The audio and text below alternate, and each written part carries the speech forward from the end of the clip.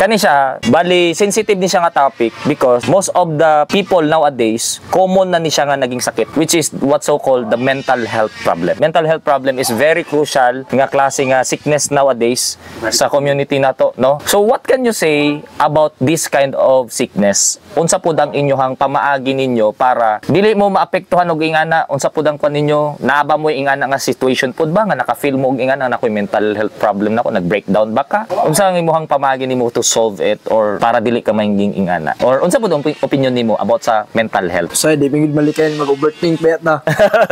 Kita magitanan. Di pingid malikayan mag-overthink. Pero ang ako apod, dito po na ko ipagawas nga, i-connect po na ko sa kinayahan. Munang mag-unwind ko, mag-seek ko din.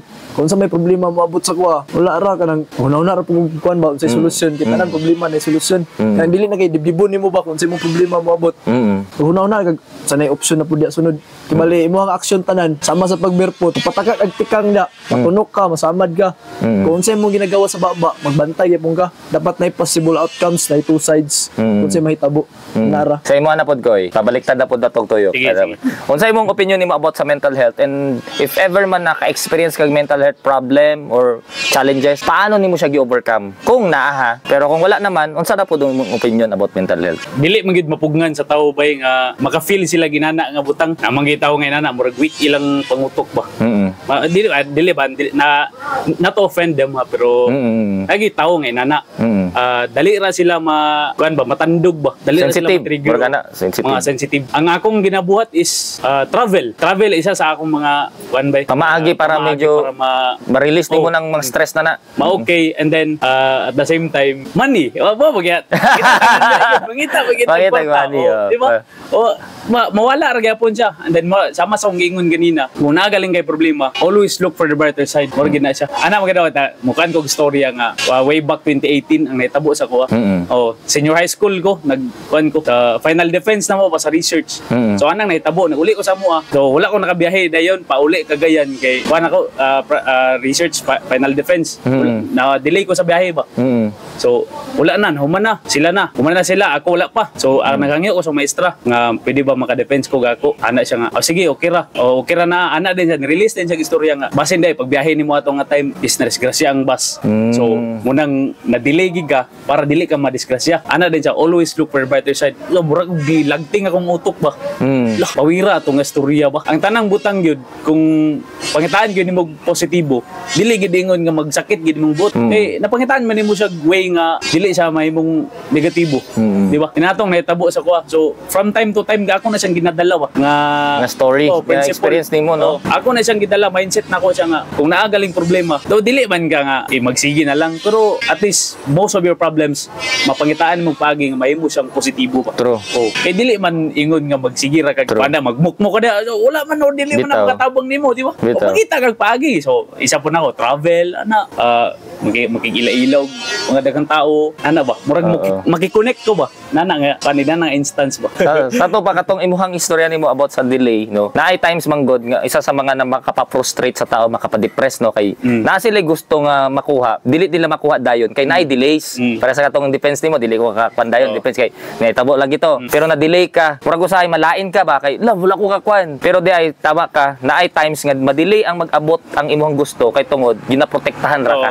Ana ba, delay is a protection. Murag ana naay mga times nga ana naay rason ang tanan sa mga tabo. Salamat kuya. Si kuan na pod, si Ken. First yun nimo buhaton yun. Magkuan ka ba? Dapat nimo mag-inusara ka para makauna na kag tarong. Tapos mag-enjoy ka. Labaw sa tanan, mag-ampo ka sa Ginoo gyud. Iampo nimo ba sa hugot na pagsalig bitaw. So dili ibig sabihin na porket nag-inusa ka, dili nimo kaya. Naay times man gud ang iba, ang ilang advice is, bay, magsabay ka sa mga tao bay, ayaw bukmok. Naapod day say positive effect day ang mag-inusa. Mas the best yun mag-inusara ka kay. Mo nang style nimo para ma-cope up nimo ang andto ka sa mga lugar na healing place, enjoy ka diya, ampo rin ka sa Ginoo na may chance, dagan chance na mamatay ka, maghikog ka, Mm. Kay dagan kung mga kwan barkada na na ilang kwan Mindset nila. na nila mindset dagan kay sila hikog sila. As in, hagid day kay barkada nga. Dagan ko mga kwan hikog gid sila. Abi na tog joke cry lang istorya. Oo. Serious na di kay sila kay abot about ra sa babae ana. Sa giagihan nila, no?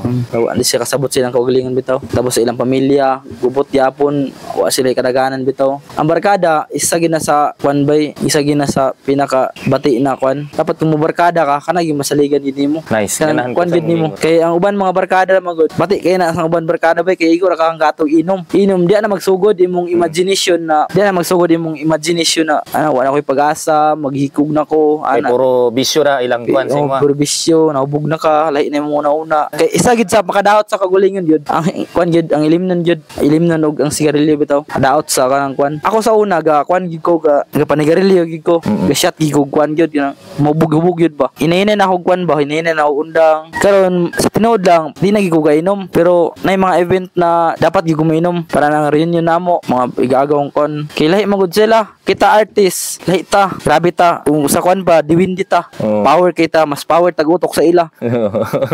Pero dapat mabalance po nimo imong pagkuan artist nimo. Dapat kung wa ka nila nasabtan, dapat yun sabto nimo sila. Dapat sabto nimo sila sa mga kuan. Kay basin tuo sila na ana di na ka mainom. Lain na imong kuan batasan sa ila. Lain na imong kuan. Murag kwan lang punto imuha mag-shot ka kay respeto ra. O respeto kay sa kadua. Pero di na gid ko kainom og kanang kuan. gitanggal gid nimo ang bisyo nga ingana kay di makadaot pud siya. So pilion nimo ang barkadahon na nimo karon. Ana isa pud na no. Tapos isa pud sa akong mga sa tribes mga dress talandig na ako natunan. Dapat di ka basta-basta magilabot og babae na di mo minyo, di mo magasawa. Respeto gyud diri. Oh, mo ginawa sa ako natunan kay dapat gyud na kuan mo na akong i-balance yapon sa akong kagulingan ba. Digan man gyapon gato na di gato na ana.